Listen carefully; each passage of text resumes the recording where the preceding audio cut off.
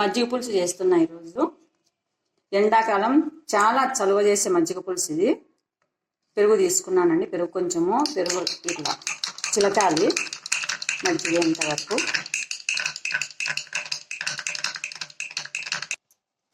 ఇట్లా పెరుగు అనేది లేకుండా ఇట్లా మజ్జిగ చిలకాలి. నేను చిక్కగా చేస్తున్నాను. మీకు కావాలంటే నీళ్ళు ఎక్కువ వేసుకోవచ్చు.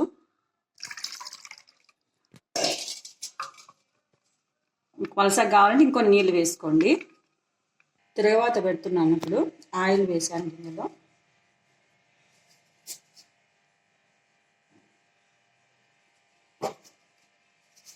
కొన్ని ఆవాలు వేస్తున్నా. ఇవన్నీ ఉల్లిపాయలు, కొత్తిమీర, కరివేపాకు, ఇవి అల్లము, కారము దంచుకున్నాను చెప్పా కదా, దంచాను. ఇప్పుడు ఆవాలు వేసాను. ఆవాలు చిటపట అంటున్నాయి. జీలకర్ర వేస్తున్నా కొంచెము. ఇందులోనే పొట్టిమిర్చి వేస్తున్నా. అల్లము, పచ్చిమిర్చి కొంచెం వేయాలి.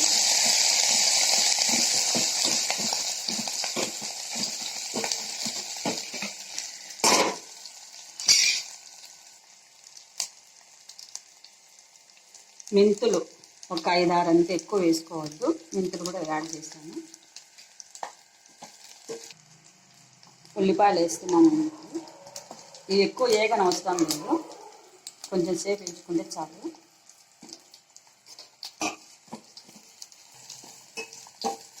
ఉల్లిపాయలు బాగా ఇట్లా పడితేనే మంచి టేస్ట్ వస్తుంది మజ్జిగ పులుసు. కొంచెం ఏగాలి.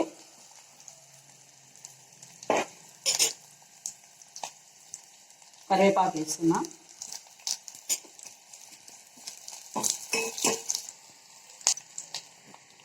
ఏమైనా నేను చిక్కగా చేసుకున్నాను మజ్జిగ.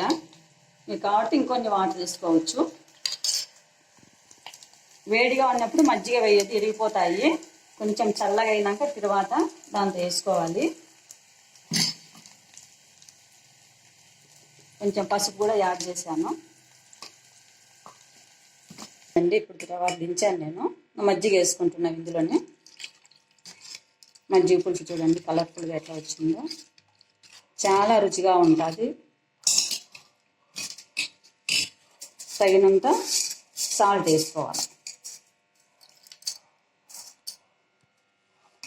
కొత్తిమీర కూడా ఫైనల్గా కొంచెం వేసుకోవాలి.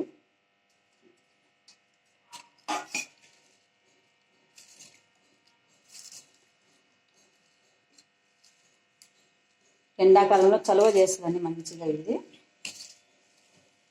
ట్రై చేసి చూడండి. Thank you.